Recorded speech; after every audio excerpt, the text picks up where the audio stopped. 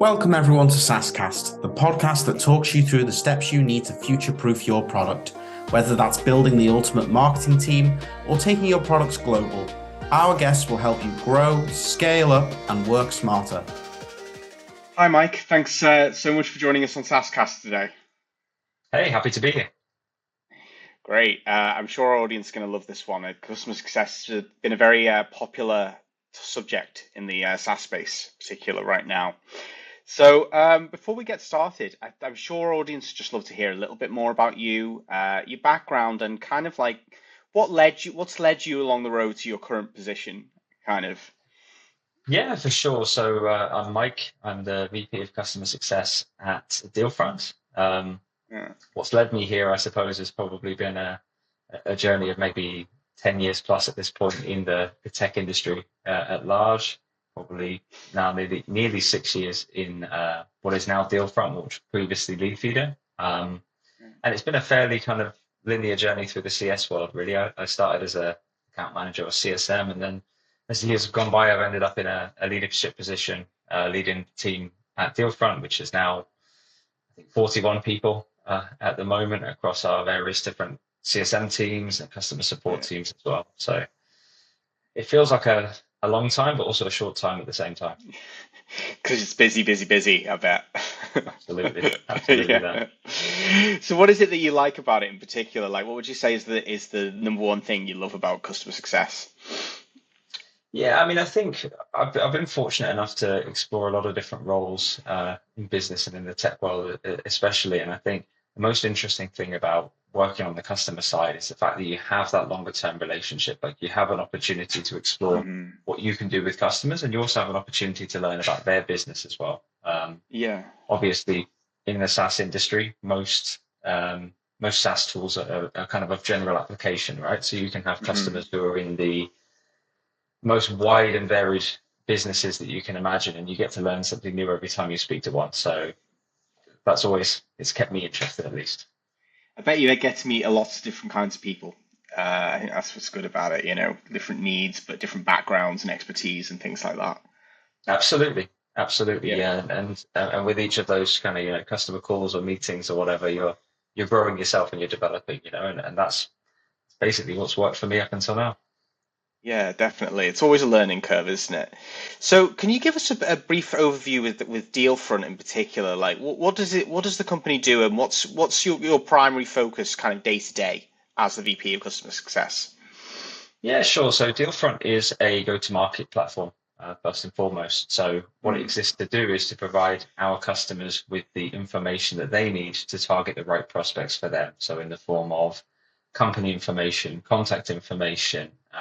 We also, I mentioned before, Leafid, the business that became part of Dealfront following a merger, allows our customers to see intent via website visits. So we have a script, it goes on a website, and it allows the customer to see which companies are visiting their website. So if you put all of that information together, you get a kind of quite potent source of relevant intent data and customer info to be able to go and target the right accounts at the right time.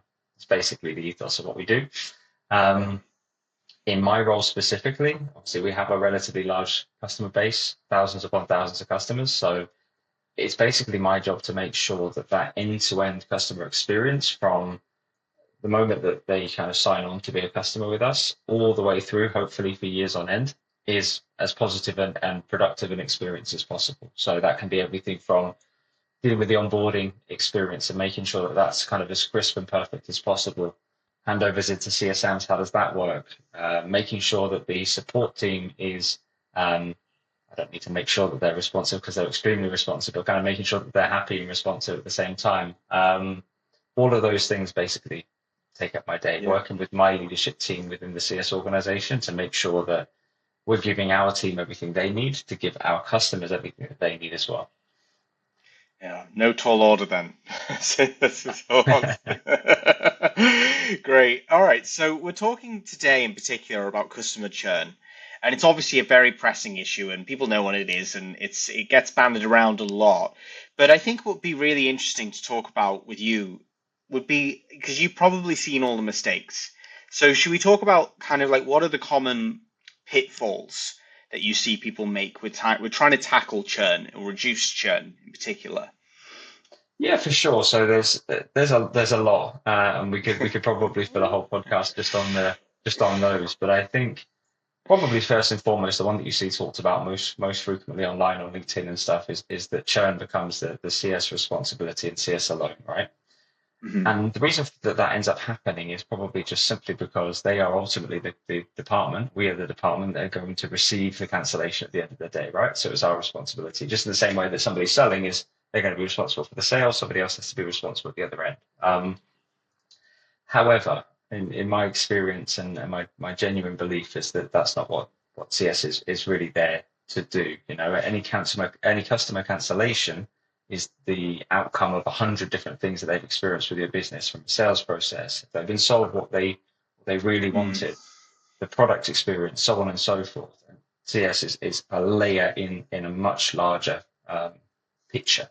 So putting it all on the CS department is definitely not the solution. People often also go looking for kind of magic bullets. So they think if we just fix this one thing, whatever that may be in the customer experience or product experience, that will solve the problem. And in our experience, and I'll get on, obviously, I'm sure we'll get on to talking about kind of how we've handled it in the company as well. In our experience, it's more about marginal gains and 100 different things that you need to do across the whole experience, as opposed to one fix. I think as well, one big pitfall is I think companies fall into a certain form of kind of snow blindness to a certain extent, where because they're focused on the problem every single day and they're talking about the same thing every single day, they start to narrow in on very narrow potential solutions. Whereas oftentimes the real solution to the problem is kind of zooming out, taking a big picture approach and saying, like, what are we actually trying to achieve here?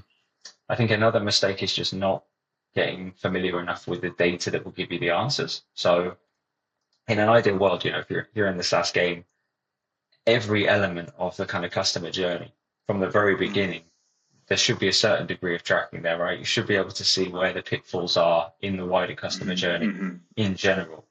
And oftentimes that's your answer.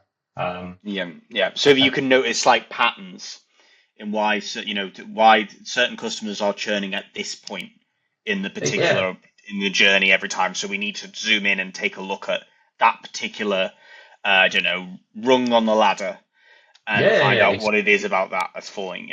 Basically. Exactly that. Like, what I would say is, like, most of the time the answer is sitting there in your data. It's just waiting for you to look at it. But that being said, I'd probably throw one more at you in terms of like a common pitfall, and I think that's kind of over intellectualizing the problem.